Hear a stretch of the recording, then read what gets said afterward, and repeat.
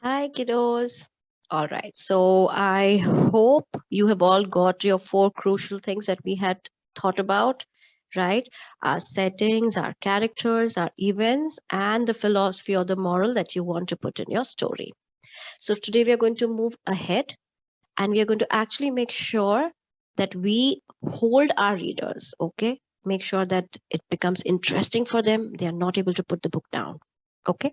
So let's move on and let's see what more we can do. So the first thing that you are going to do once you've started writing, you've started developing your events, you are going to think about how you can keep your reader curious, how you can keep him motivated to not put that book down. Okay. Now that's what a writer wants. All the writers want, correct? That their book should be read at one go. And that's the motivation for them too. So, as I said, if you write from a reader's point of view, you will always do a better job. So, the twists and the turns, that's what the story is all about. If it's a plain casual story, we are sure to have the readers know and predict what the story is going to be.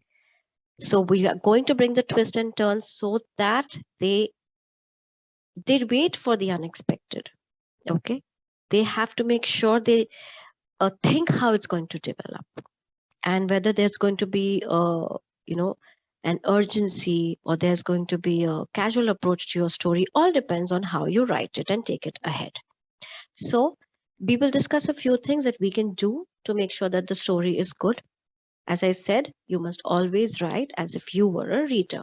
Okay, you're going to use free writing so that your stops and so that your thoughts and words are not stopped. In that, what I mean is that you must use simple vocabulary, simple language. Your thoughts should go across. That's what is important. Whatever twists and shocks that you're going to bring in the story should be real and relatable. Now, if you are going to make your animals start flying, uh, they were normal and they start flying, then make sure that in your story, somewhere, someone else has some magical powers also. Okay, so that'll make it relatable and then it'll seem very real. Your story should not always have a happy ending. Not should have is not even the correct thing. I would say that, everybody wants that, their story should have a happy ending. I agree to that. But sometimes the hero could do a good thing and not survive. So it's completely fine if you want to go to the opposite way and, give it another ending. All right. So don't be too harsh on yourself to make sure that this story is happy in the end. Then we have to surprise the reader with our twists and turns. If they can predict what's coming up next, then the book is going to be put down.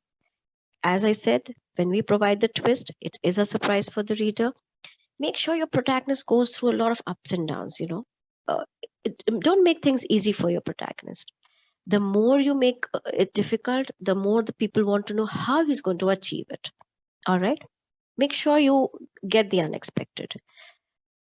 While you're developing your story, while the events are going on, somewhere, in your mind, you can start posing questions and do not put the answers immediately in the second line. Let the readers think what could be the answer, and you can develop your story to another 2-3 pages where you could give the answer for this question.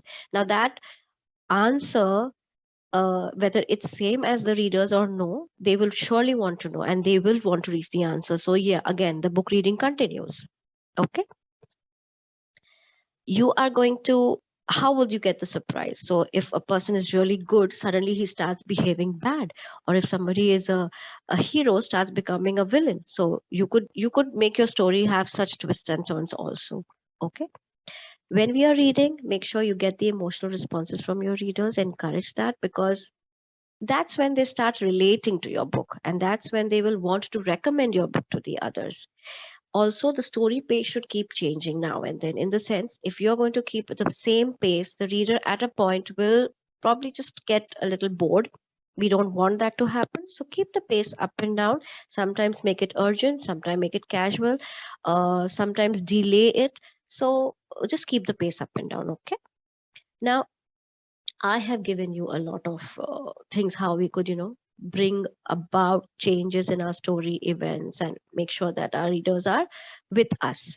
You can think of many more. All right, there are a few more that I would like you to read through and see if these are also a few things that help you. Okay. Uh, if your readers get very comfortable, okay, with the characters and with the story pace, there are chances that they are just reading it for the sake and they really don't want any learning from it. Sometimes that does happen. So uh, you can make sure that these story elements get a lot of changes. Okay. You can also make sure that you give a timer to your characters that they have to achieve it, and then you put in your experience just to see how they have achieved it. So there are many things that you can do. So these are a few things that you can keep in mind while you've started writing. So let us get the author at work. Yeah, and I'm giving you a few beginnings of how you could start. You can have your own way. These are just a few references. You could maybe start with a question like something here, what are you waiting for? Or you could start with a contradiction, correct me if I'm wrong, but so a contradiction and then start your story. Or there could be some urgency, as I said, hurry up, let's go. And then there could be something like, why did you not say anything? And then the plot develops, and then you come to know, okay, what was the protagonist or somebody talking about, or the character talking about. So these are a few beginnings, and I'm sure by now you have got a lot of things already in your head. Start developing them, start threading them, and your story is going to take a good shape. So I hope these videos have helped you, and I'm sure I'm going to get a lot of good books to read. And in more sessions, I will teach you something new.